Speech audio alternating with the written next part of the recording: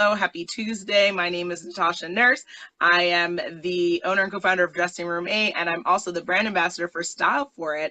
And today's a really exciting day because, guys, virtually speaking, right next to me, Amanda, the founder of StyleForIt, is here to talk all about being in the second chapter of your career. So, Amanda, why don't you first, I guess, kind of share a little bit about you and how you got into your second chapter? Well, I had been in the apparel industry in some format, either buying, planning, or wholesale for the first part of my career, and had tried a few different things to be a little more independent and become my own boss with, doing wholesale and sales, starting a showroom in San Francisco. And things have changed completely within the whole industry. I mean, so wholesale is a different animal than it used to be. It was hard to make money at it because everybody has pivoted, to a different direction, which I think is actually the better way to go. So because they're more retailers are buying directly from the site. So like it's a drop ship program. So the wholesale of the business is changing because we can move quicker with goods. At any rate, so I decided to start this website. It was both personal and professional. I saw that the market size 12 and up was not only growing just from a need that was always there actually, but I saw younger and younger girls pushing this need to the point where we are now, where it keeps growing, where there's more brands out there and there's more inclusivity with many of the brands that are already established. And with that, I found personally, I had clothes that I no longer wore, or wore once or twice, or a formal dress that I would wear out. And I'm like, well, I can't really wear that again because they've already seen it. And being a very practical woman, I like to sell things. So here I started StyleForIt. I thought, how great for girls size 12 up for us to have a place to go and sell our things and consign them to other girls. So in some cases, there's probably a lot of girls out there like me wear it once, so it's still brand new, so you get a great value when you buy it. So here I am. Awesome. Okay. And I quit everything in January this year because I started the site a couple of years ago and then still worked, but now I'm working full time on this. Okay. And just for everyone, if you haven't checked out StyleForIt, you should go to StyleForIt.com and you can learn more about Amanda as well as all the inventory. I personally love all the Michael Kors stuff that I've gotten, and I think it's an honor to be a part of the platform, but I think all plus size women can really appreciate the fact that it's a site for them, specifically for them to not only shop, but also to be their own little boss woman, right? And they can sell and really make money from things that they already have in their closet. So it's both very fashionable and also very empowering. So I love it. So now, with starting your second chapter of your career, what would you say has been the hardest thing? Because I think that's important to talk about challenges and obstacles. Well, there's two parts. One would be not having your own income. That was rough because I like to make money. I've had a job since I was a teenager, so I like making my own money, and I always have. But I thankfully have a wonderful husband and partner in life. So, and number two, I think that time management and organizing myself properly to make sure things are on time and are getting done, and doing it all yourself is rough, but I'm starting to learn to hire the right people to help me, because I can't do it all because I don't know it all, and none of us do, and that's we all work to our strengths. So I'm really trying to organize time better and make sure that everything's managed within the right time frame. Okay, awesome. And what would you say were biggest resources that you used when you were identifying that you wanted to kind of go full throttle as an entrepreneur? Well, I turned to some friends that were actually, that have some technical background. A good friend of mine, she helped me really get off the ground and get things going. She helped me with the build out of the site, and all on her own time, which was amazing. So sometimes, looking for resources that'll support you, that just, friends or, former colleagues or current colleagues. Probably want to go with former though, just in case, and see if they'll help you in the beginning, just because finance is always the first thing to think of, and if you don't have the finance to get started, to start paying several people to get you going, you should start looking for resources that people will help you. Maybe later you can get them back later. So. Okay. And when it comes to staying motivated, I think a lot of people struggle with that as an entrepreneur, but also just making midlife career changes. What keeps you motivated? What keeps you kind of going to the next day? This has to succeed. It does. I put a Mm, lot into it, not just financially, but emotionally. And I feel like there's something there. And I feel like this has to succeed. And if it doesn't, then mm-hmm. I failed. Mm. Okay. Wow, that's intense. Yeah. Yeah. It's true though. But that's I have to interesting stay that you talk focused. about that. How would Yeah. you do you believe in the concept of failure? I think I have in the past and now I don't want to. I want to believe that something's going to succeed. And if I put the failure Hmm. out there, then that might come back. So if I just keep success and I keep positive, it's going to work. It may take time, but I Yep. just have to put the energy into it and put the positive energy out there. Yes, absolutely. I would say, yeah. I mean, I find that with the term failure, it creates this expectation that you have to do something a certain way or you have to earn a certain amount. I think that, lessons, right? Everything we do is teachable lessons. Some lessons we enjoy more than others, to be honest. But yeah, I agree. I think that's a valid point that if you don't foresee it for yourself, that's one way to help prevent it. But, entrepreneurship is hard from a financing perspective, from a work perspective. A lot of people are used to working a certain way, and it shifts once you're working for yourself. You have to change how you work. uh, what would you say for other women who are thinking about like making a shift in their career and entering their second chapter? What are tips that you would give them to think about? I would say, first of all, make sure that your finances are really in order. I mean, that's really important because you don't want to have that one more thing. It is, everybody thinks, oh, she works from home, it must be easy. There's, she's probably doing whatever she wants, whenever she wants to. And there's a little bit of that because you just manage your own time. But it's not whenever I want, whenever I want to. There's a lot to do. I Yeah. mean, you have to really be focused. Yeah. And every day that you're not earning or the website isn't, or whatever business you've started rather, isn't going forward, neither are you. So you have to, like, keep that motivation, get yourself organized, make sure your finances order because you don't want that on your. I mean, I'll wake up at 3 o'clock in the morning going, "Am I crazy? This is crazy. Maybe I should go get a job." You'll do that to yourself. You will because you're like, "This is nuts. I can't keep doing this." But so you don't want the finances weighing on you as much as you're going to weigh on yourself. Mm, So you want to yeah. stay positive on your own, and so Hmm. get the finances in order. Make sure you can live, for a year without an income, or if you're able to make a part-time income and make that work with your schedule, then really put that money aside and make that account just for your business expenses. And so that way, Hmm. this is to pay my rent, and this is to pay for the people I want to hire, or for my IT person, or whatever that looks like. Absolutely. Okay. How about naysayers and haters? Did you encounter a lot of that when you were making a shift? And if so, how did you deal with that? Well, I think maybe some family wasn't so thrilled about it. We're not going to name names, but I think that I think that some people don't get it. They, some people have the mindset of, you go get a job and you have benefits and that's what you do. Well, it's never been who I am anyway. So it was for a Yeah. while, then it wasn't. So, but no, I don't think it was any more haters. I think just more concern, like, what are you going to do if it doesn't work? But it's kind of like, well, and I thought that way for a long time, which is why I kept working. So I thought, well, if I Mm, stop working, then it has to work. So because this has to be yeah. my job. So that's sort of where I ended up. So I'm trying to stay positive. You've helped me sometimes. Thank you. And so I just have to know, like at 3 o'clock in the morning, when I'm thinking I'm crazy, I have to go back to sleep saying it's going to work. And that's what I do. Yeah. Yeah. Absolutely. Yeah. I mean, I love a couple of things. I think absolutely organization is key. When I made my shift into entrepreneurship as well, you have to have clear purpose, clear strategy as to what you're doing, why you're doing it. And you have to hold on to that, right? Because yeah, there will be moments where you're like, oh my gosh, what is really happening? But again, if you're very grounded, then it becomes an easier move past that moment because we're all dealing with anxiety and self-doubt, but you control whether or not you listen to that inner bully and that inner voice who's so happy to tell you you can't do anything, Yes, and you because have to I'm my shut her harshest down. critic. Yeah, you know, she's very mean. That inner bully inside, she's very mean and she's very nasty. So you have to you have to put her down.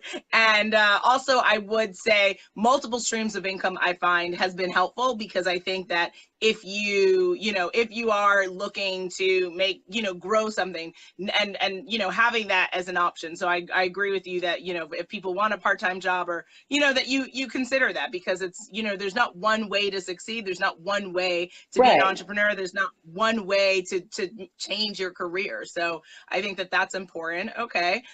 When it comes to industries, like when it comes to fashion and stuff, given your expertise, what would you say for people who are interested in maybe making a shift and they are in fashion? What are things that they should consider for like trends or opportunities? Well, I think that if you're looking for, if you already are in the business, again, that's one of the shifts that I had to make, because the business itself is shifting all on its own. It's going to make you shift. It just is. Depending on, Mm-hmm. I mean, if you have a solid job, and I wouldn't even tell you what that looks like at this point in the business, but you'd have to say, like, what are my strengths? What have I learned thus far? I mean, I don't recommend a 24-year-old doing this, because you don't really have that experience quite yet. I think like somewhere along the line, around 30 something, you could be, which is probably when I first started my shift. It's like, okay, I've got 10 years in, and this is what I've learned. But I think you should see what that's why I went into sales. So, but I think you should look at like what you've learned and what you really want to try, and go for that and see if that's something that's interesting to you. Maybe you're on the buy-in side and you want to go on the vendor side, do that, and vice versa. Maybe if you're on the vendor side, you want to go into, the supply, the department store side, or whatever that looks like for you. Try that. Or if you want to say, I feel like there's a hole missing here. When I've done business for X amount of years, there's this hole, kind of what I found, and say, why don't I see if I can fill this hole? And you could start off slow. You could keep your job and say, I'm going to support the, this business, because I feel like this is something that, that someone else is not doing. And obviously you should also research and make sure that no one is doing it, because that could be another issue all by itself. So. Absolutely. And did you also do like informational interviews with people to just learn what they were doing? Because sometimes it can be helpful to learn from others, like in your space or in another industry, but doing something similar and Well, innovative.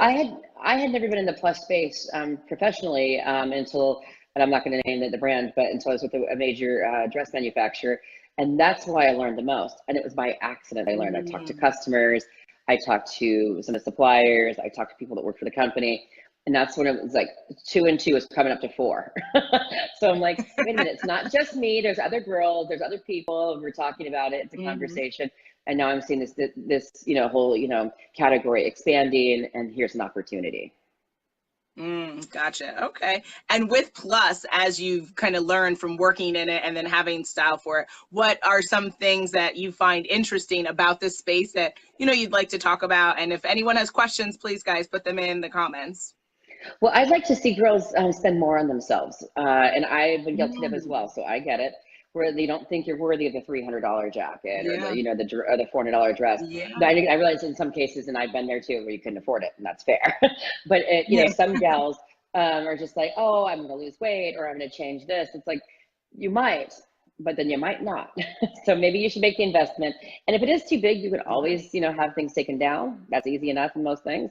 But you should treat yourself well. I know a lot of the girls, including myself, have been hard on myself and said, I don't deserve that sometimes. So I wish girls would say, splurge more, and if it's in their budget, and say, I am worth a great suit. I am worth a great dress. I think these are important things, important conversations to have, because just because you're not the standard size, quote unquote, doesn't mean you're not worthy of everything that you want.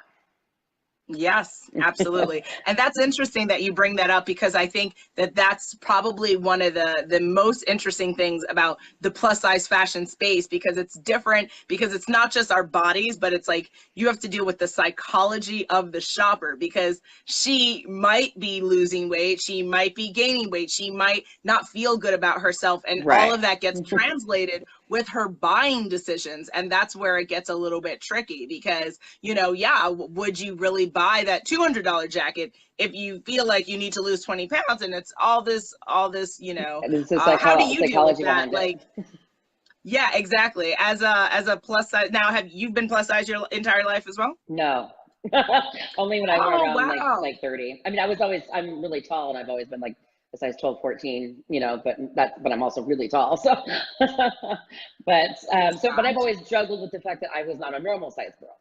Does that make it normal being, Mm, you know, quotes, air quotes on that, but I wasn't like 5'4", size 4, you know what I mean? I'm like 5'10", so I'm big. So, wow. but so, I mean, so I've run the gamut of sizes, but yeah. And so for the most part, I mean, when I was, you know, smaller, quote unquote, I spent tons of money on clothes and I never flinched and I couldn't afford to either, but I was working in the business and so I had to look a certain way. Once upon a time, 20 years ago, we wore suits. Mm, I mean, you know, especially in San Francisco, you looked great all the time. The whole world's changed that perception, of course, of how you dress.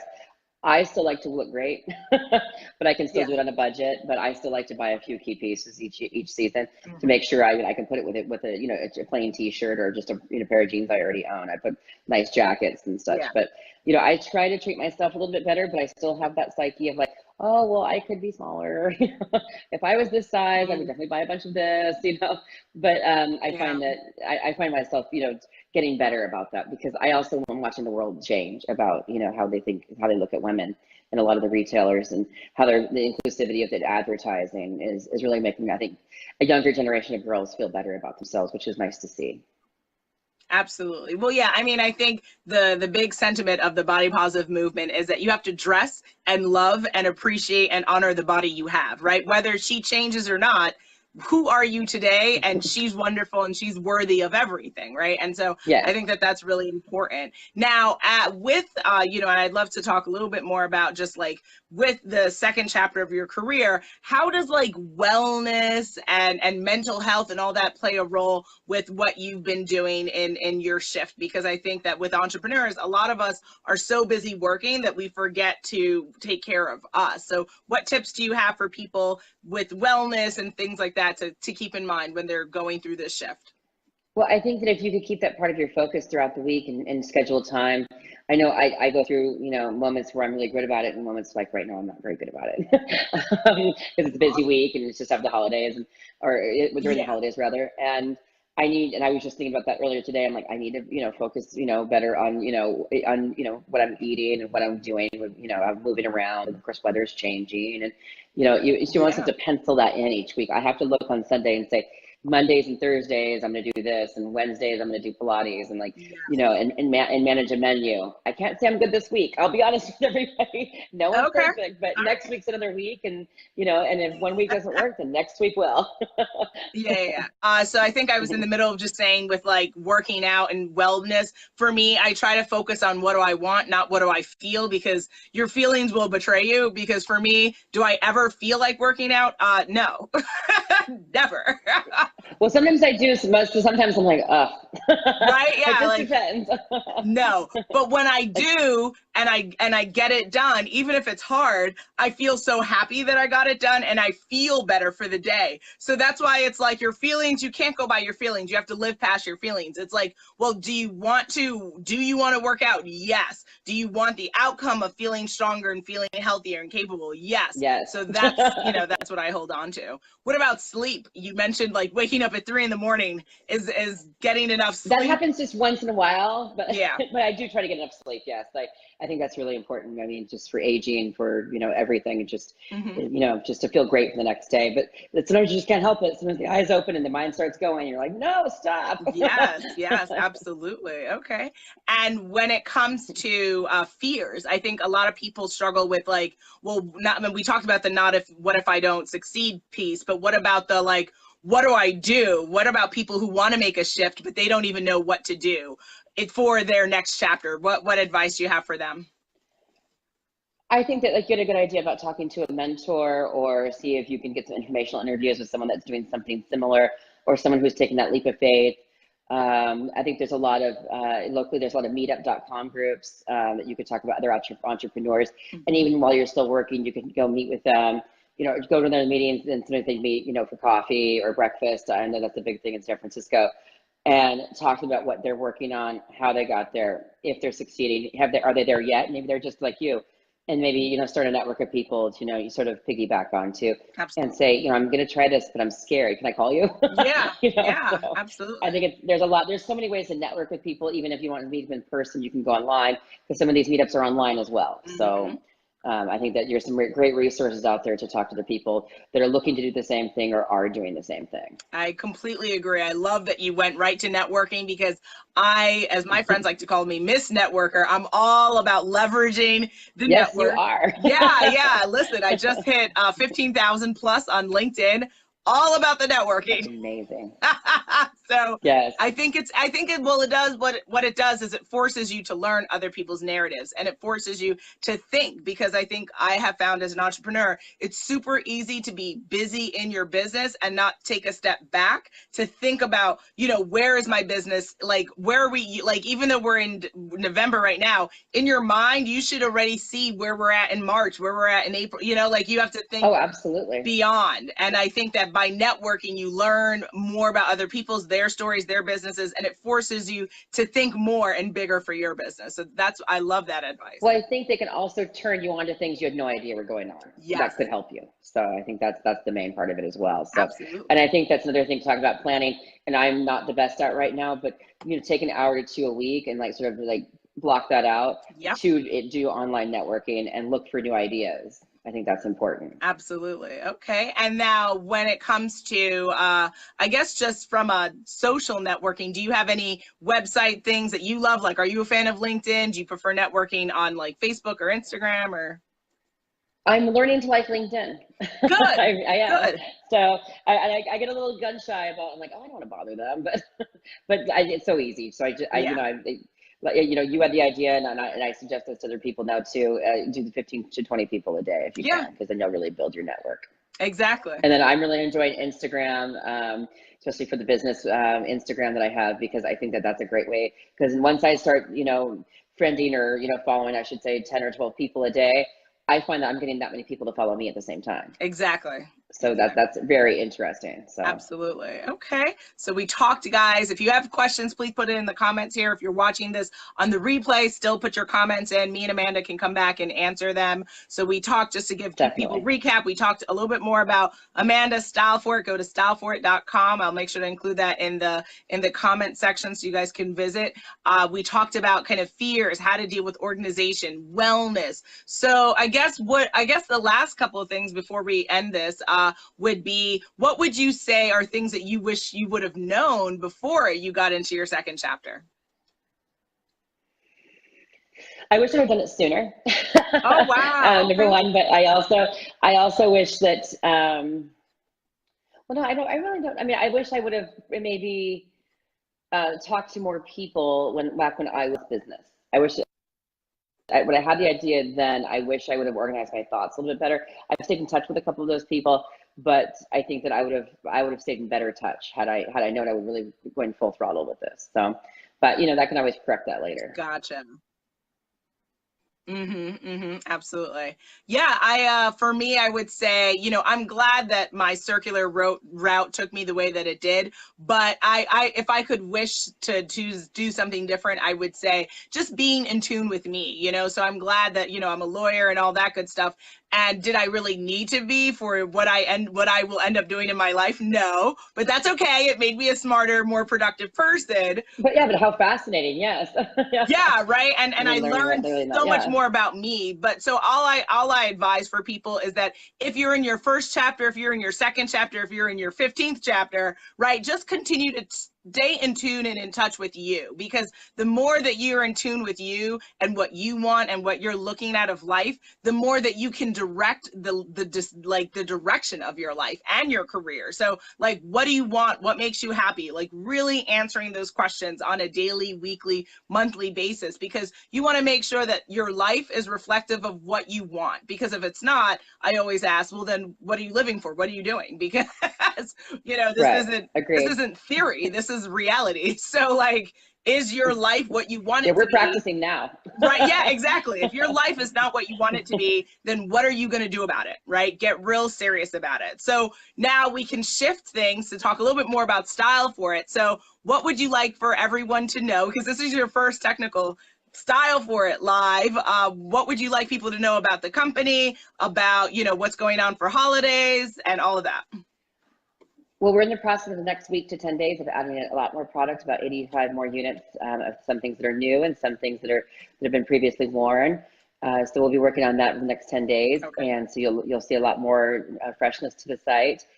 We've got a promo going on right now for the holidays at 15% off your first order. There's always been free shipping, so there's not a lot of commitment, and we will take a return if you get something and you're not satisfied with it, but we're all about quality. So I check everything before I send it out. Perfect. Okay.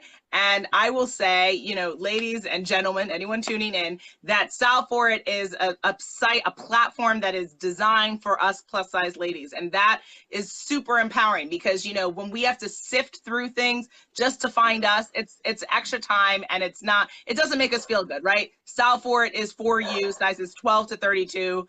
Get on here, guys, make some money, buy some cute things. I just bought a really cute skirt from Faith that I really love. And you can post on your own. Sorry, dog.